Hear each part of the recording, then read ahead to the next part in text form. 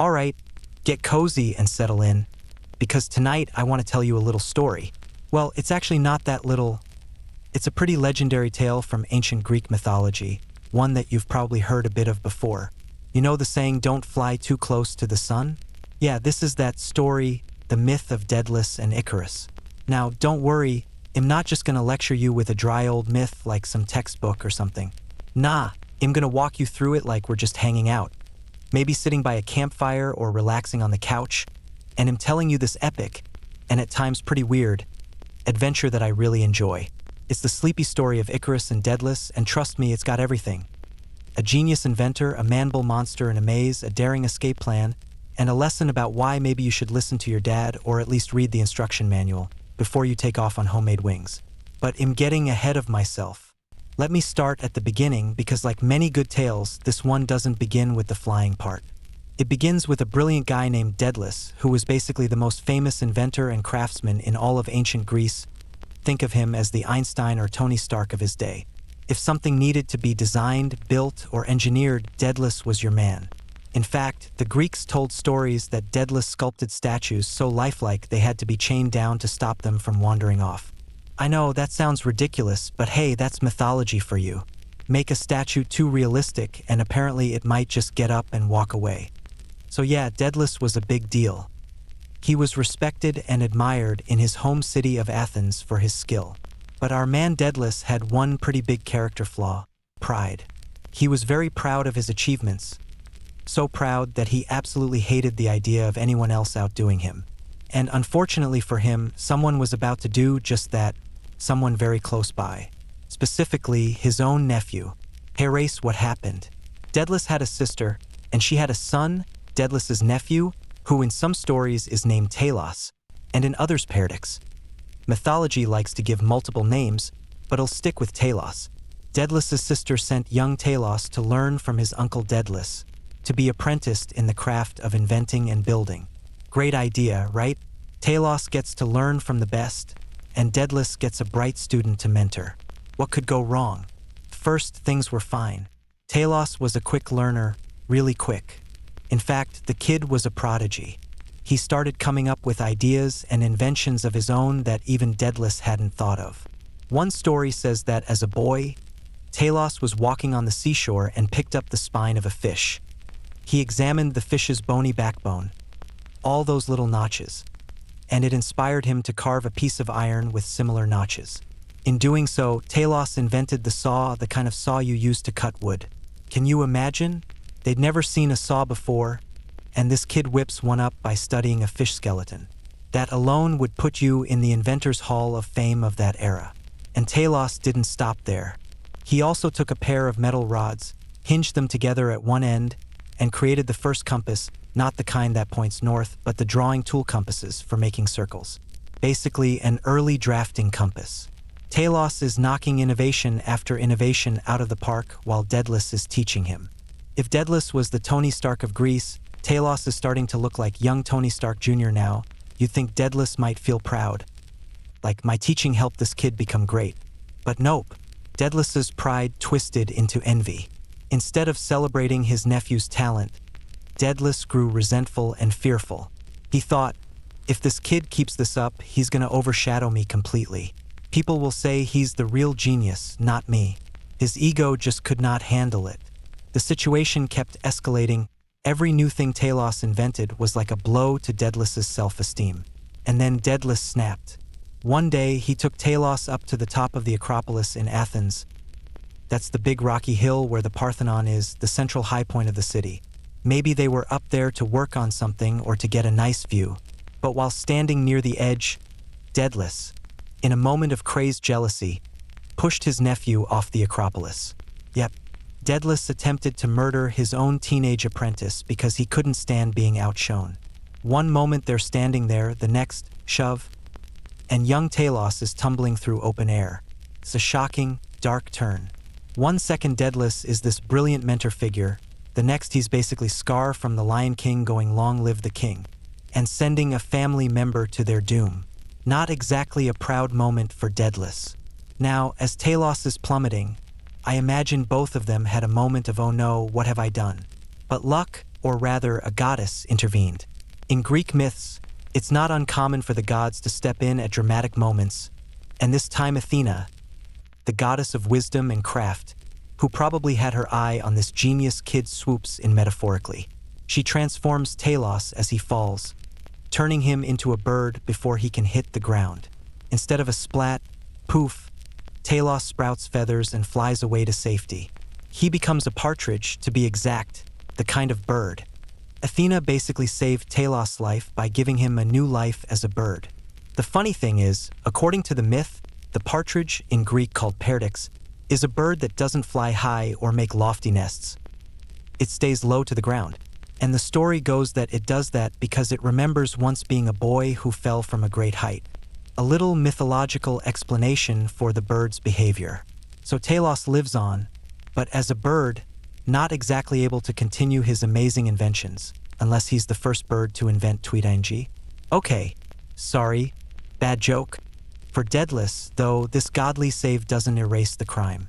There were witnesses, or at least an investigation, and Daedalus is caught. You can bet the people of Athens were outraged. This great man they admired just tried to kill his own kin out of petty jealousy. He was put on trial and found guilty. In some accounts, it's outright murder of a talented youth. Not something the Athenians would just forgive.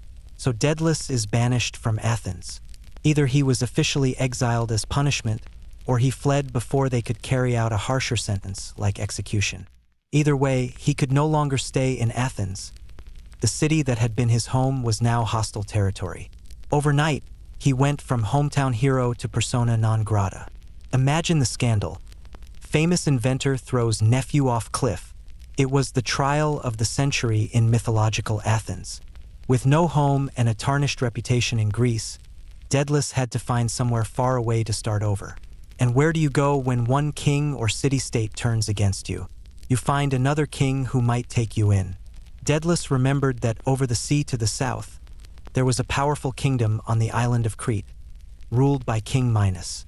If he could get there, maybe he could offer his services to Minos and be safe. So Daedalus escaped Athens and crossed the sea to Crete. Now, Crete was a whole different world from Athens. In mythological times, Crete was like the superpower of the Mediterranean. King Minos wasn't just any king.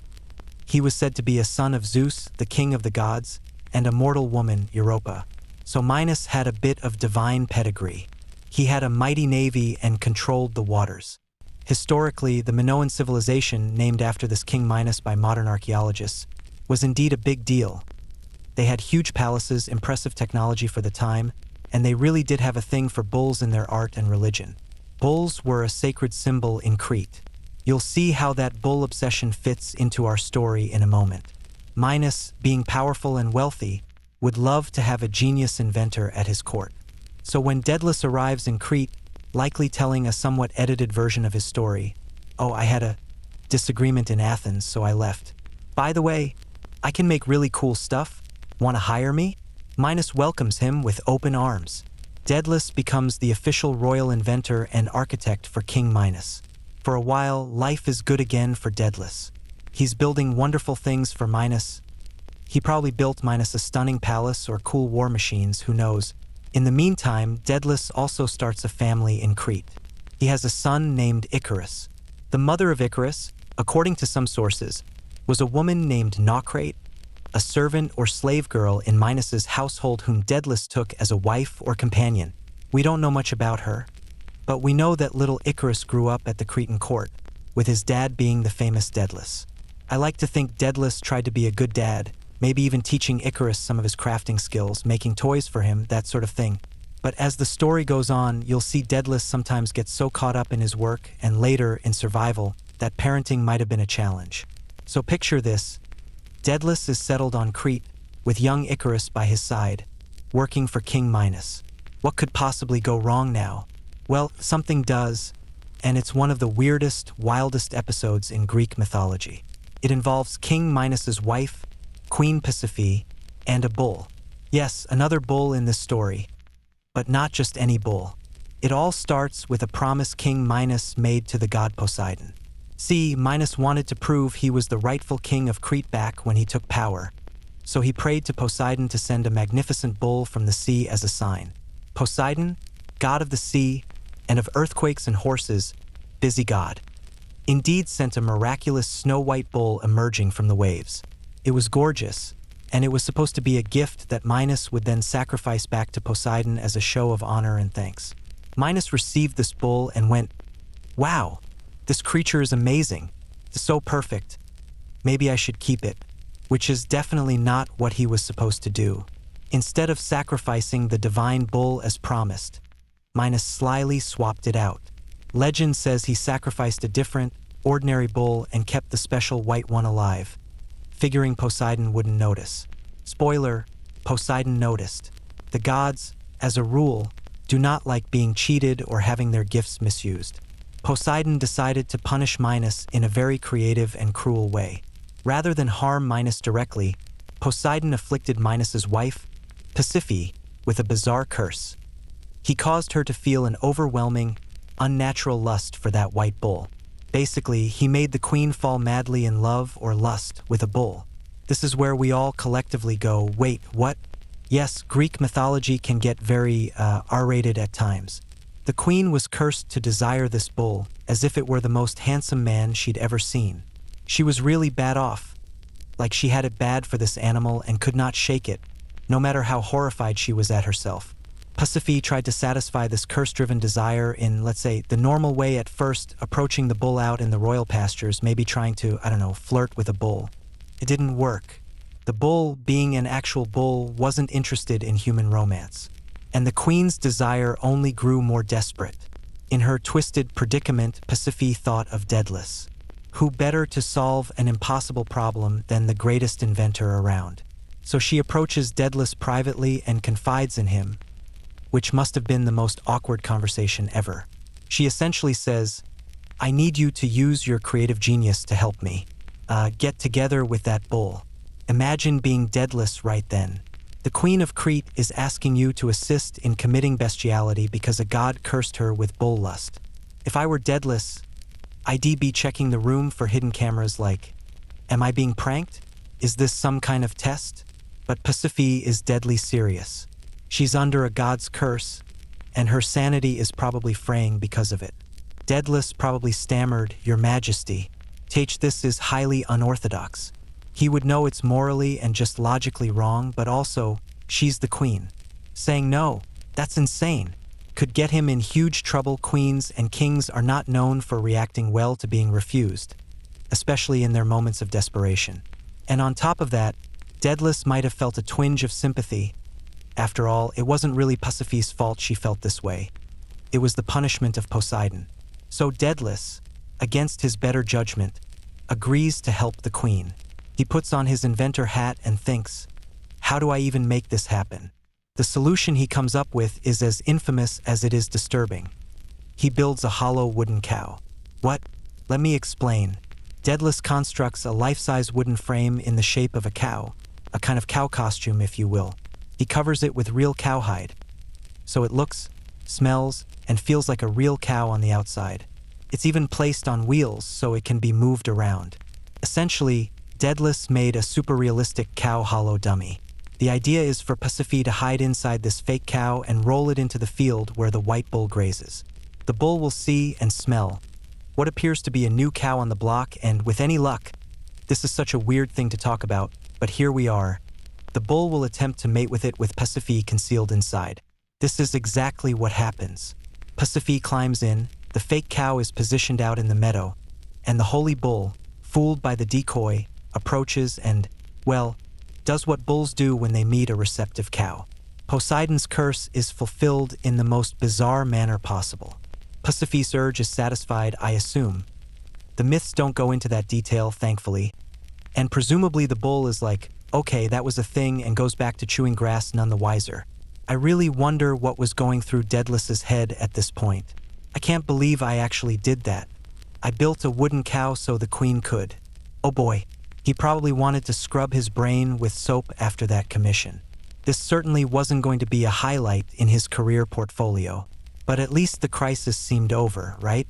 The gods got their perverse joke, the queen's curse was technically resolved, and Minos didn't know a thing. Yet, However, about 9 months later, Queen Pasiphae gives birth. And the baby is not a normal baby, to put it mildly. She gives birth to the Minotaur. The child has the body of a human but the head of a bull, a literal bull-headed boy. Or you could say a monster, part man, part bull. This freakish offspring is the result of Pasiphae and the bull. And now the royal family has a huge problem. King Minos finds out his wife bore this creature and is understandably furious and probably revolted. Some myths say Minos didn't initially know the whole story. Like maybe Pasiphae tried to claim it was a freak birth by the gods or something. But eventually the truth must have come out. I mean, you don't hide a half-bull child for long. The Minotaur, his name literally means bull of Minos, is living, breathing proof of the queen's bestial encounter, which was itself caused by Minos' defiance of Poseidon. Minos has to deal with this creature.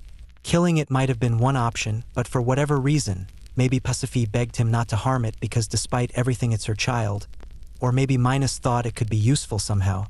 He chose not to execute the infant Minotaur. Instead, Minos decided to hide it away and keep it imprisoned. The baby would grow into a ravenous monster, so containing it securely was paramount. Who does Minos call on to create a solution? Daedalus, of course, the man who started this whole mess by facilitating the bull affair, though Minos might not have known Daedalus was involved in that part at first. Minos orders Daedalus to design and build a special prison for the Minotaur. Something so cunning that the monster will never escape and outsiders will never easily get in. Daedalus goes to work and creates his masterpiece, the Labyrinth. This was no ordinary jail cell.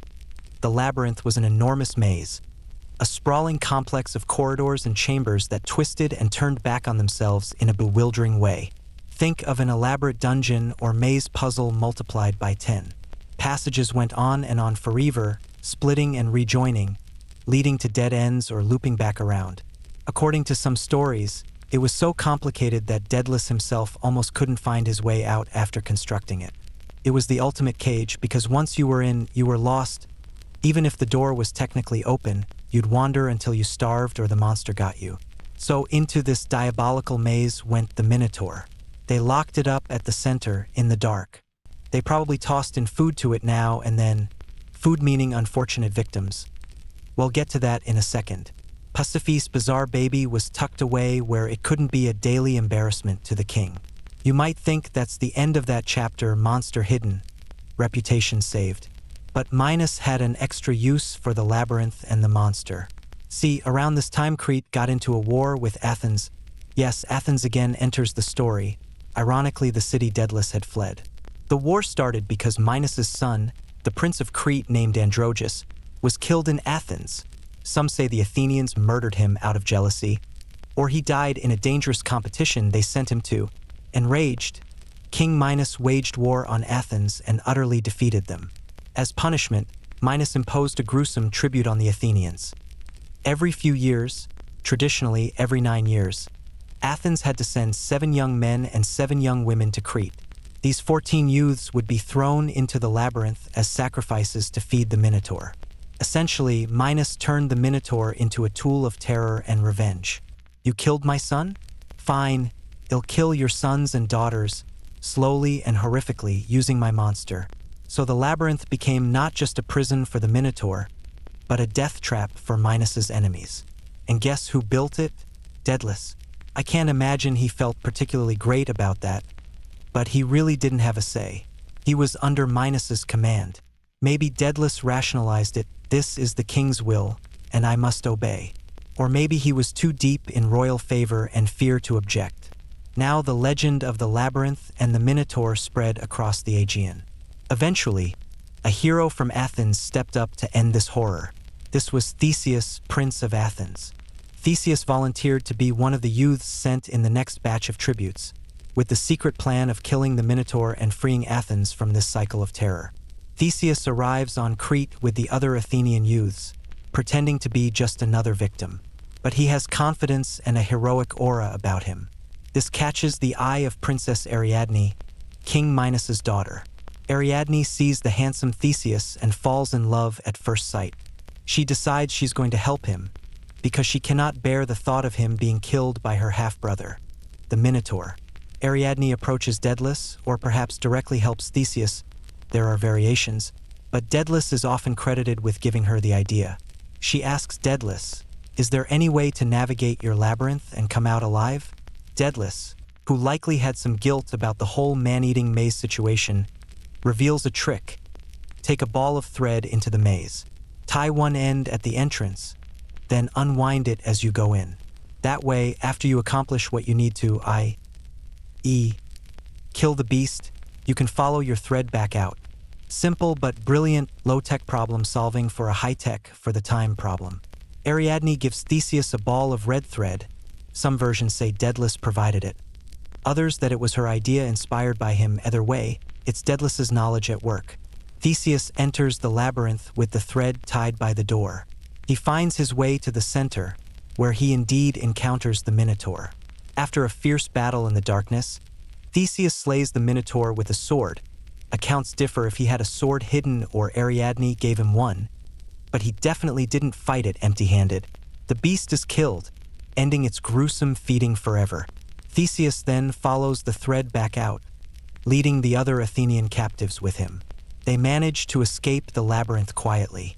In the dead of night, they all sneak to the harbor, board the ship they came on, and set sail for Athens, taking Princess Ariadne with them, because she's essentially betraying her father to be with Theseus.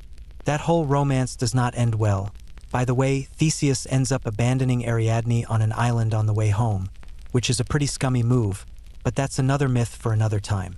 Poor Ariadne, though she later marries the god Dionysus, so I guess it worked out for her in the end. When King Minos wakes up and discovers that the prisoners are gone, the Minotaur is dead, and his daughter helped the enemy, oh boy, he goes ballistic. This is a major blow to his pride and power, and Minos is quick to figure out part of what enabled it. Someone told Theseus/Ariadne how to navigate the labyrinth. Who could that be? The only person who would know the secret of the labyrinth besides Minos himself is the guy who built it, Daedalus.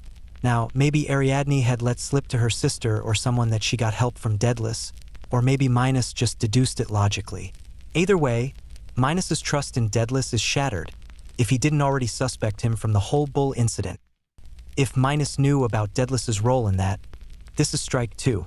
From Minos's perspective, Daedalus has betrayed him, allowing his prized monster to be killed and his daughter to run off with the enemy. That's treason-level stuff. Minos orders his guards to seize Daedalus. Some versions of the story say that Minos also captures Icarus, the sun, reasoning that Icarus might have been complicit or just because he wants to punish Daedalus thoroughly. Hurting your family in front of you is a time-honored way to do that, sad to say. So Daedalus and young Icarus are imprisoned by King Minos. Now, Minos could have executed them, but perhaps he thought death was too quick an end for Daedalus' crimes, or maybe Minos still hoped to use Daedalus's talents later. Hard to say. Instead of killing them outright, Minos essentially puts them under house arrest, extreme house arrest. In some accounts, he locks Daedalus and Icarus in a high tower overlooking the sea, so they cannot escape without falling to their deaths. Other accounts claim he sealed them inside the labyrinth itself as punishment.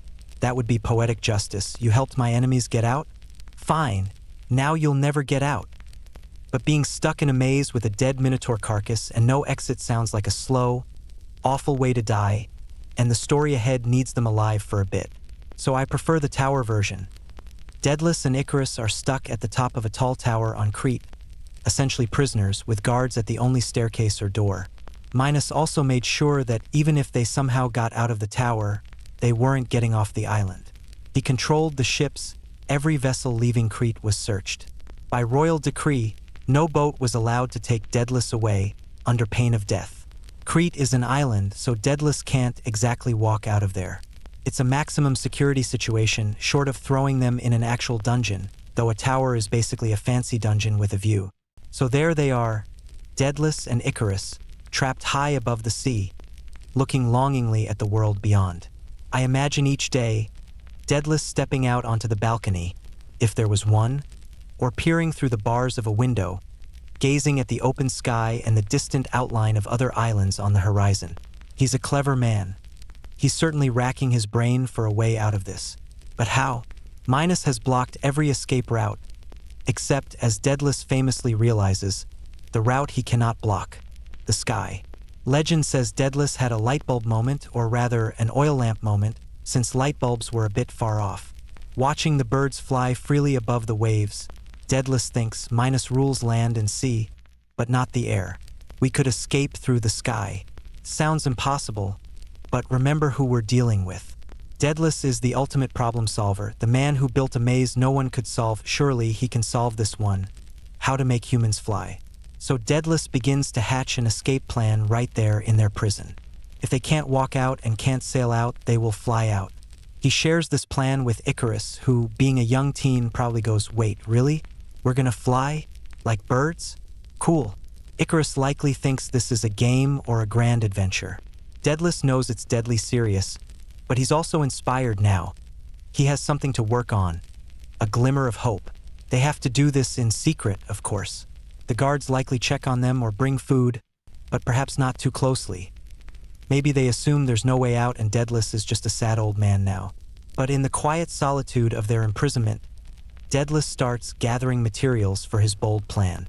Feathers, wax, and wood or reeds, those are what he needs. Birds nest on high towers and cliffs, so feathers are accessible. Daedalus and Icarus probably spend days collecting every stray feather that pigeons, seagulls, and other birds drop around the tower. Icarus might chase birds and grab any that fall off, or maybe Daedalus sets out little trays of water or breadcrumbs on the window to attract birds closer. Feather by feather, they amass a pile. Big ones, small ones, all useful. For a frame, Daedalus could use thin pieces of wood from a stool or bed, or perhaps stiff reeds from a thatch.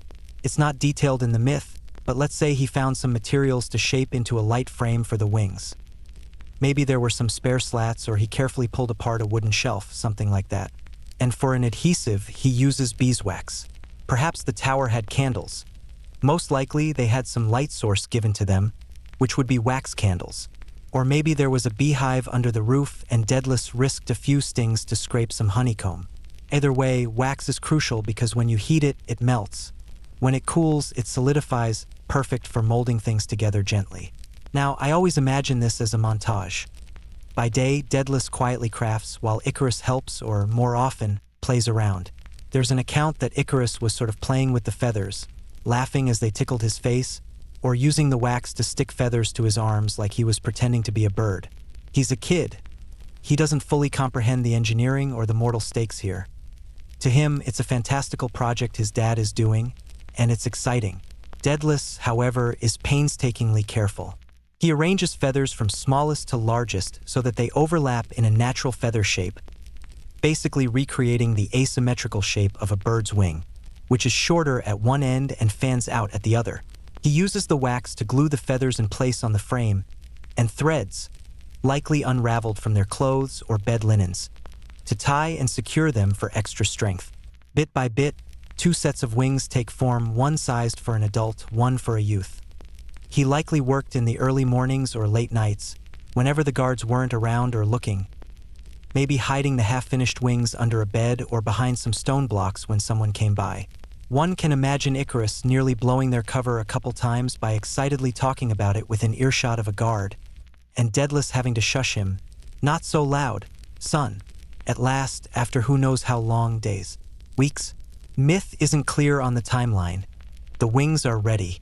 It's a crazy, against all odds plan, but it's the only plan they've got. Daedalus carefully instructs Icarus on how to put on and use the wings. They likely fit their arms through leather loops or hold onto wooden handles. Maybe there's a harness going around the shoulders. Daedalus would have tested movement, a gentle flap here, a quick gust catch there, inside the tower if possible or from the window. Then comes the dawn of escape day. They decide on an early morning when the winds are calm and the guards least alert. Maybe the guards were even asleep. Did the guards really think their prisoners could just fly away? Probably not. Daedalus fastens the wings onto Icarus, adjusting them just right. I imagine his hands trembling a little, not from weakness, but from anxiety. This has to work. And more importantly, Icarus has to survive it. Before they jump, Daedalus gives Icarus one last very important talk. Probably the most important talk of his life. He says, essentially, my son, listen carefully. We're gonna fly, yes, but we are not free and clear yet. The wings are fragile. You must follow my instructions while we're in the air. Hey Race, the main thing, we have to stay at a medium height, not too low, not too high. If you fly too low, close to the sea, the waves and water spray will soak the feathers and make them heavy. The wings will get wet and you might not be able to stay airborne. But if you fly too high, the sun's heat will be stronger. It's very hot up there, and it will melt the wax that holds the wings together. That would be even more disastrous. So we fly in between, got it? Not too low, not too high. Follow me, do as I do, and do not try to do your own stunts or something. This isn't playtime, Icarus. It's deadly serious. We're only safe if we stick to the plan. Icarus, eyes wide, probably nods vigorously. Yes, father, I understand, he would say. And I think he meant it when he said it. At that moment, standing on the tower edge, I'm sure he was a mix of nervous and thrilled and just following Dad's lead. Daedalus likely looked into his eyes, maybe holding his shoulders, and said, "Stay right behind me at my height. Promise me." And Icarus promises. Daedalus then embraces Icarus at a brief, fierce hug, and perhaps even kisses his forehead. The myth specifically mentions a kiss, a very tender detail, as if Daedalus is almost saying goodbye in case things go wrong. Tears might be pricking at Daedalus's eyes because the stress and fear for his son is immense. But he steels himself. It's go time. They step up onto the ledge. The sky is starting to glow with morning light. The sea breeze is steady, and they jump. Can you imagine that first second of freefall turning into flight? They drop from the tower, but then whoosh, they spread their wings and catch the air. And it works. Daedalus and Icarus stop plummeting and soar away from the tower. For Daedalus, it must have been a huge relief mixed with triumph. His invention is actually working as intended. For Icarus, it must have been pure exhilaration. Like, this is the coolest thing ever. The guards, if they saw anything at that point, would have been utterly stupefied. Two figures flying off the tower like birds. No one would believe their report. I imagine one guard spilling his morning cup of wine, rubbing his eyes like, are the prisoners flying? Up and away father and son go, leaving the prison behind.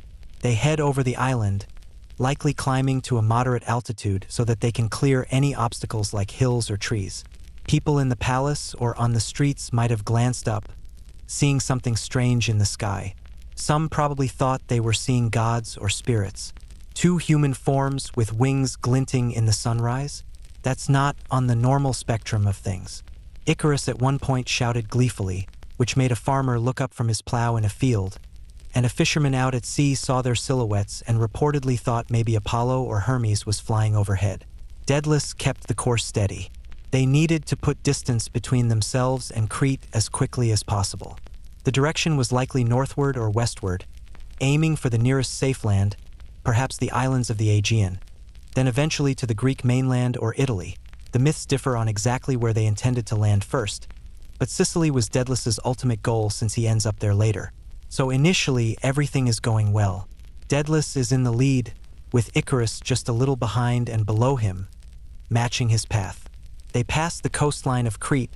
Now the open sea is below them, sparkling under the morning sun. Imagine Icarus's amazement. He can see the world like a bird does. The tapestry of farmland, the glitter of the sea, the curve of the shoreline. It must have been beautiful and surreal, and to feel like a bird, the wind supporting you. It's a joy few had ever experienced, especially in myth, where this just doesn't happen to mortals. Now, Daedalus is cautious. He's experienced enough to know this journey is dangerous until they're back on solid ground. He keeps looking back over his shoulder to check on Icarus, motioning for him to stay level. They pass the island of Delos, one of the islands in the Aegean, and then Samos, another island. I recall these being mentioned in some versions, like mile markers on their route. So far, so good. They likely take short glides and flaps, riding the currents, maybe even taking a break on a smaller island briefly to rest. Though it's not explicitly stated, perhaps they did it all in one go. But as the day wears on and they get farther from Crete, something starts to change in Icarus. He's getting confident. His initial caution and obedience give way to the thrill. He realizes he's really doing this he's flying, and nothing bad has happened so far. The fear is fading, replaced by exhilaration and a sense of freedom like no other. And with teenage confidence comes a bit of recklessness. Icarus begins to feel playful up there. Maybe he swoops a little to the left or right, testing how agile he can be. Maybe he catches a stronger current and rides it higher briefly because it feels fun, then comes back down. Every time Daedalus sees Icarus go too high, he frantically signals or yells, "Not so high. Come down a bit." Icarus listens at first, descending obediently when called. He's probably laughing, like, all right, got it." The freedom is intoxicating, though, and this is where trouble begins. The more Icarus tastes that freedom, the more he wants. The warnings from Dad start to slip to the back of his mind. There's an entire sky above him. Why not go a little higher? The day has advanced. The sun is now higher and the air warmer. Thermals, warm air currents, are rising from the sea or the land they've passed. Birds use those to soar upward without flapping much. Perhaps Icarus sees an eagle or something way up and thinks, "I can go that high too." So at some point, maybe while Daedalus is concentrating on navigating or not directly looking, Icarus ascends. He pumps his wings and gains altitude, curiosity and excitement guiding him. Higher and higher, feeling the cooler air and the sun shining even brighter. He might have felt like he was on top of the world, literally. The view expands. Maybe he can almost see the next big island or the outline of a continent. Daedalus catches this out of the corner of his eye and panic hits him. He shouts out desperately, "Icarus, down, glide lower, now."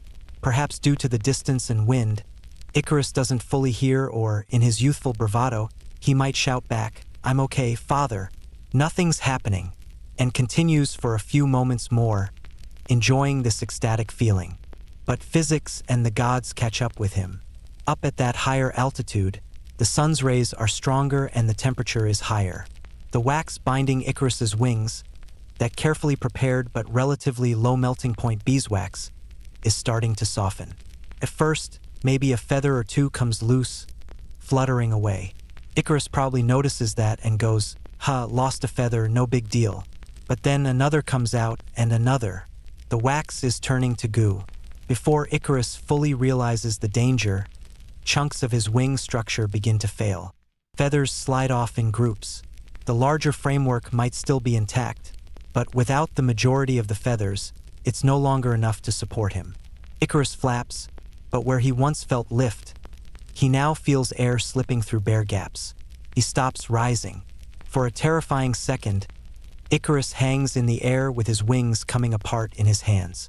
He might finally understand, "Oh no, I flew too high. Dad was right." He tries to descend to lower altitude, but control is lost. The wings are disintegrating. One of the wooden struts might even crack under the uneven stress. And then Icarus begins to fall. At first it's gradual, he's sinking. But soon it's full free fall as the last of the feathers rip away and all he's got are two useless sticks strapped to his arms. Icarus plunges down through the sky, arms flailing. He's probably in sheer panic, adrenaline blasting through him. He manages to let out a scream, "Aia," one that finally catches Daedalus's attention fully. Daedalus, who had been frantically chasing after him, watches in absolute horror as his son falls out of the sky. Imagine that moment. Daedalus is powerless. He's still at a safe height with his own wings intact, since he wisely never went too high, but he cannot dive as fast as a boy can fall. He can only watch helplessly. Icarus is tumbling, the broken remnants of his wings trailing behind him.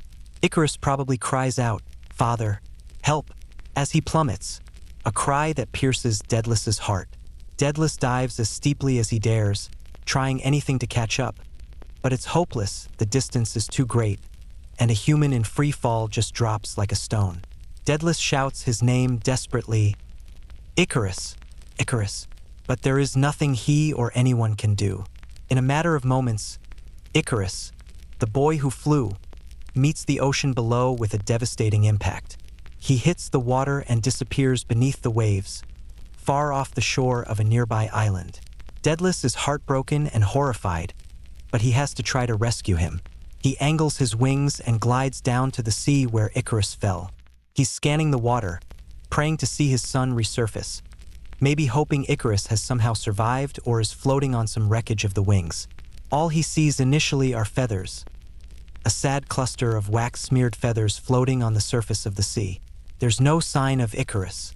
Frantically, Daedalus lands in the water near that spot, splashing down and immediately calling, searching. After some frantic moments, he dives under the water, and then he finds him, Icarus's body, drifting lifelessly beneath the waves. Daedalus drags Icarus to the shore of the nearest island. He pulls him up onto the beach, but it's obvious that Icarus is gone. The boy has drowned. All that remains is to mourn. Daedalus, soaked and exhausted, cradles his son's body. He weeps bitterly, blaming himself, blaming his art, blaming the cruel twist of fate. Why did I ever entertain this mad idea? Why did I bring my son into it? He may even curse his own ingenuity.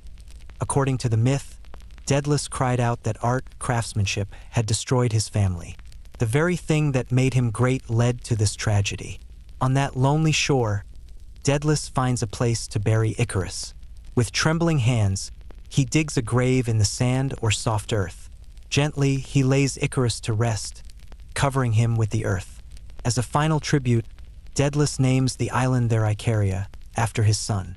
And the sea where Icarus fell would forever be known as the Icarian Sea, which is actually a real part of the Aegean Sea near the island of Icaria in Greece. It's as if the world itself took note of the boy's fate. His name literally got written on the map. Now, there's a bitter little postscript in some tellings of the myth. As Daedalus was burying Icarus, a small bird, a partridge, appeared and perched in a nearby tree, chirping and watching. This was no ordinary bird, according to the story. It was Perdix, the transformed nephew Talos, whom Daedalus had tried to kill back in the day. The partridge did not join in Daedalus's grief. Instead, it chattered mockingly. In a way, it laughed at him. The symbolism is heavy. The bird, nephew, that stays low to the ground is safe and even gets the last laugh, while Daedalus's own high-flying son lies dead. It's like the universe delivering a harsh "I told you so" to Daedalus. Some interpret this as karma. Daedalus's old crime of envy and attempted murder comes back to haunt him. He stole the life of his sister's son, or tried to, and now his own son's life is taken by the consequences of his actions, and a bit of the son's own folly. Poetic justice, albeit incredibly cruel. Daedalus, looking at that partridge, must have been filled with anguish and regret. One can imagine him shouting at the bird through tears, "Go ahead. Mock me. Your point is made." What else could he do? The gods, or fate, had made their statement loud and clear. After mourning and performing whatever funeral rites he could for Icarus, Daedalus eventually had to move on, literally, from that spot. He's now a free man. Minos believes him dead, presumably, or at least he escaped Crete successfully, but he's also a broken man. However, he still has his own set of wings intact. According to the myth, Daedalus gathered himself and the remaining functional wing and continued his journey, this time alone. He decided to head further away from Crete, far from Minos's reach. He flew, or possibly sailed with someone later, to Sicily, a large island at the southern tip of Italy. In Sicily, there was a friendly king named Cocalus who was known to offer refuge. When Daedalus arrived in Sicily, King Cocalus took him in warmly. Cocalus might have known of Daedalus's reputation as a master craftsman. Having Daedalus in your court was like acquiring a Renaissance genius. Of course you'd welcome him. And if Daedalus explained what happened, that he was fleeing King Minos, Cocalus, who probably wasn't best buds with Minos anyway, would have no issue hiding him. In Sicily, Daedalus tried to find some peace. The first thing he did, the legends say, was to build a temple to Apollo. Apollo is the god of the sun. Among many things, interesting choice, perhaps a nod to the sun that killed his son, or simply to honor the god for his survival. In that temple, Daedalus hung up his wings as an offering. He retired them, so to speak. He vowed never to fly again. I suspect after what happened, he had no desire to ever touch those wings. They belonged to the sky now, or to the gods. So Daedalus settled at King Cocalus' court. He might have built some wonderful things for Cocalus, maybe fortifications, maybe gorgeous artworks. He definitely made some ingenious toys for Coccolus's daughters, according to some versions. They loved him. He was like the cool uncle who can make magical dancing dolls and self-moving chairs or something. It seemed Daedalus might finally live out his days in safety, far from trouble. But remember King Minos? He wasn't one to let things go. When Minos found the labyrinth empty and Daedalus and Icarus gone, he was enraged anew. It's likely he eventually learned, through his network, that Daedalus had escaped Crete, though he might not have known about Icarus's tragic end.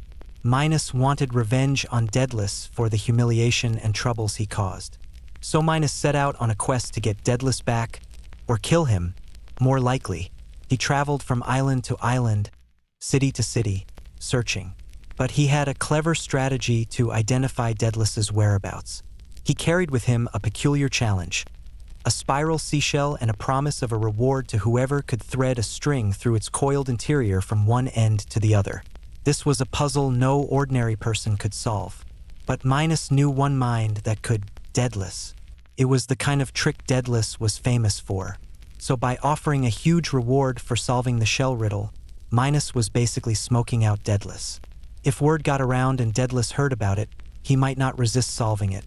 Or if Minos arrived at a court where Daedalus was hiding under an alias, that court might consult the resident crafty person, whoops, that's Daedalus, to solve it, thus exposing him. Minos went around showing off this shell and string puzzle. Many tried, none succeeded until Minos reached Sicily. When Minos showed the shell challenge at King Coccolus's court, Coccolus played it cool. Threading a spiral shell? That is a tough one. Dear guest, let me have that overnight, and I'll see if any of my wise men can figure it out. Of course, Coccolus took it straight to Daedalus in his guest quarters and was like, Sue, I think this is for you. Daedalus instantly saw the puzzle and likely sighed, yep, that's Minos, alright. But being who he is, he also instantly knew how to solve it.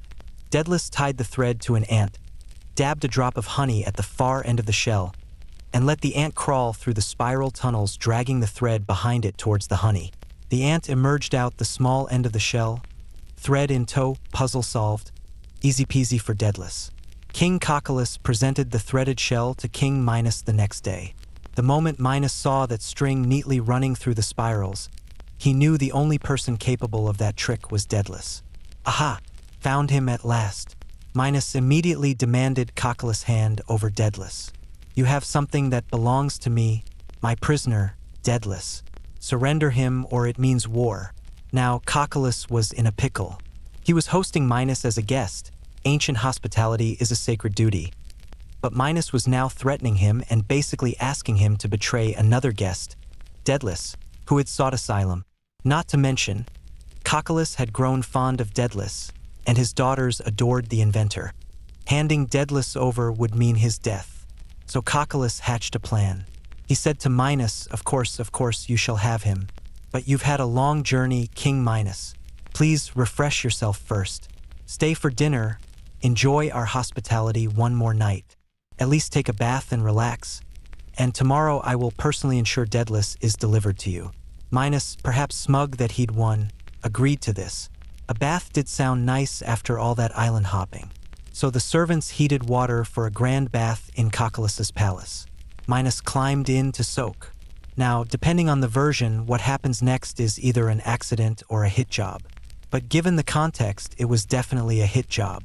While Minos is in the bath, Coccolus's daughters, those same daughters who loved Daedalus' inventions like little mechanical pets he made for them, come in to attend to the king, perhaps under the pretense of helping scrub his back or pour in more hot water.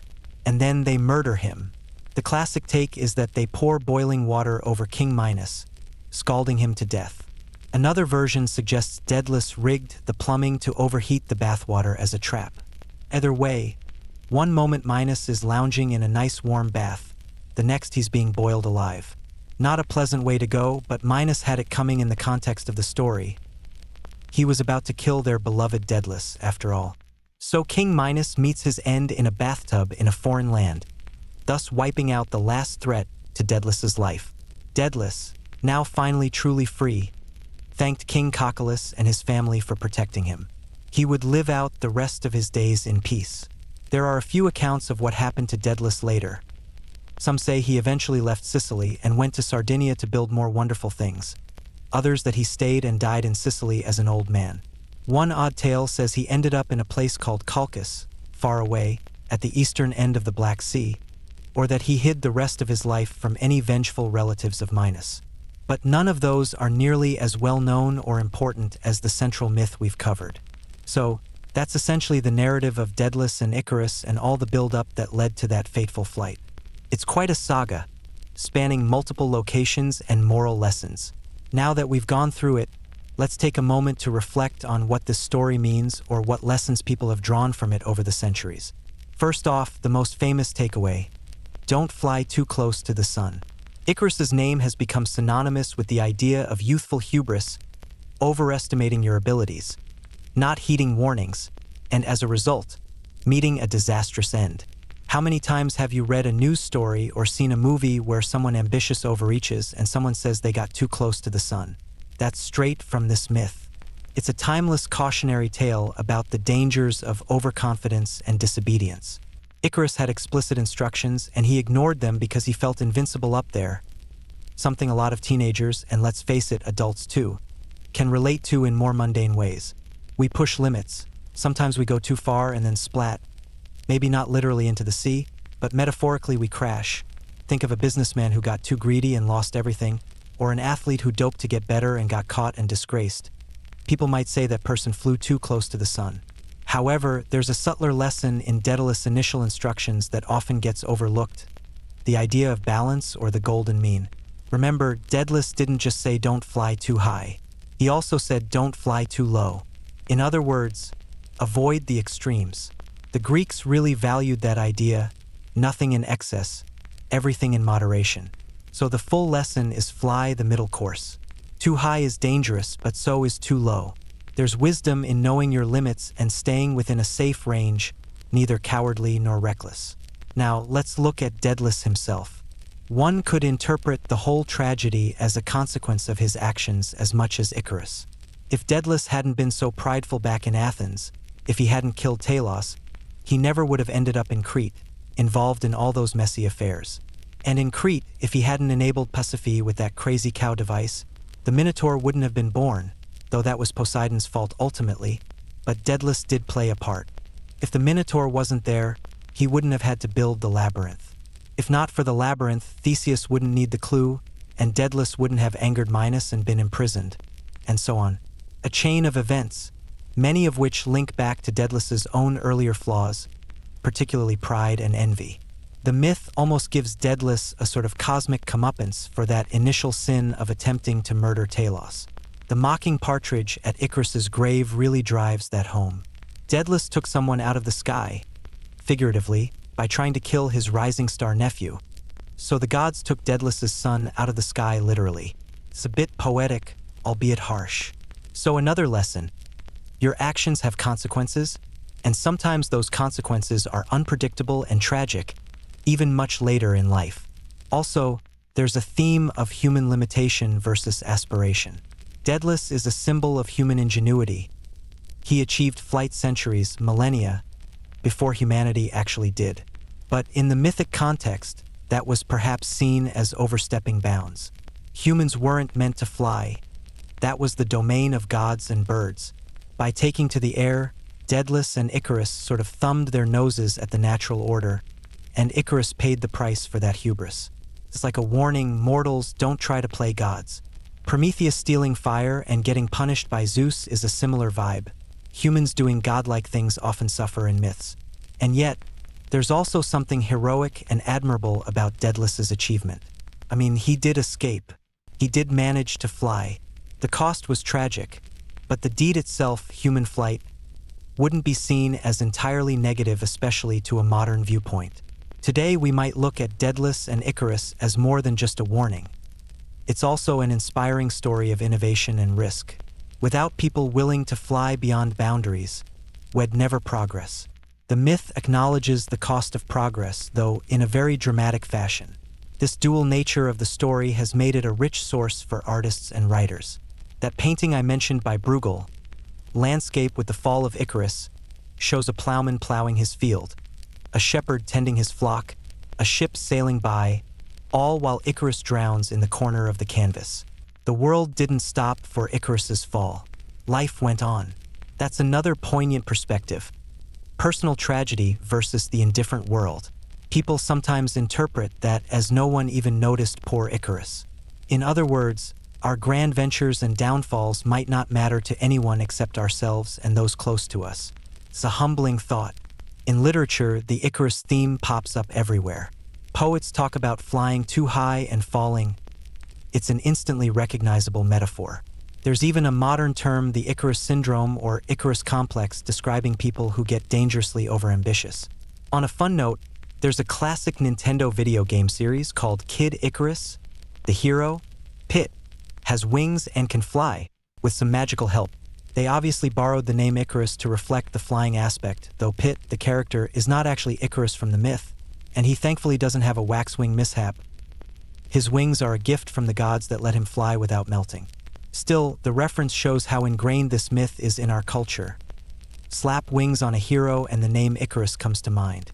Even in astronomy, as I mentioned, we have an asteroid named Icarus, which has an orbit that brings it very close to the sun, closer than Mercury at times, before swinging back out. Astronomers humorously or poetically gave it that name due to its sun-skimming behavior. Thankfully, being a space rock, it won't melt like wax, but it's still a neat nod to the myth. All right, let's gather the threads here. No pun intended, Ariadne. The story of Daedalus and Icarus is multi-layered. It's a mythological adventure story, full of dramatic moments, the dangerous creativity of Daedalus, the monstrous minotaur, the daring escape, and the ultimate tragedy. It's also a moral tale. Obey your parents, respect your limits, don't let pride or curiosity lead you astray, but also don't be so fearful that you never soar at all. It's about balance. From Daedalus's angle, it's a story about consequences and regret. He lived to see his own genius both save him and destroy what he loved. He achieved something extraordinary, but the cost was unbearably high. From Icarus's angle, it's the eternal youthful dream of freedom and the danger that comes with inexperience and impulsivity. Who hasn't felt invincible at 15 or 16 and maybe did something kind of stupid because it felt great at the time? Icarus is that universal teenager who didn't recognize the limits until it was too late. Finally, it's just an iconic myth that has captivated imaginations for ages. There's something almost visceral in its images. The labyrinth, the wings, the boy falling from the sky, they stick with you. And here we are, ages later, talking about it in a relaxed late-night storytelling session. I hope my retelling painted a vivid picture for you. I certainly got immersed in it while describing everything. Maybe you learned a detail or two you didn't know. Greek myths have so many little side stories. It's easy to only know the highlight of Icarus falling and not how we got there. If you're still awake and listening, thank you for hanging out with me on this journey through the myth. If you're drifting in and out of sleep, that's perfectly fine too. The nice thing about these kinds of stories is you can kind of tune in and out and let your imagination dream along. To wrap up, let's gently recap the core lesson. Find the middle way in life and know that actions have consequences. Aim high, but not so high that you lose touch with reality. Be adventurous, but also be wise. And perhaps the story also tells us to cherish guidance from those who care. Daedalus did his best to guide Icarus, while also reminding elders that sometimes the young will make their own mistakes. And on an even more gentle note, maybe it's also about a father's love for his son, and a son's thrill of discovery, and how fleeting and precious life can be. Okay, I might be getting a bit sentimental here, but hey, it's a bedtime story. A bit of emotion is allowed. Slightly smiling face, so it'll leave you with that. The tale of Daedalus and Icarus, full of wonders and warnings, has come to an end. I hope it helped transport you to a different world for a while, and maybe even made you a little sleepy. I'm gonna quietly step away now and let you rest. Sweet dreams, and may your dreams take you on safe flights through the brightest skies. Good night.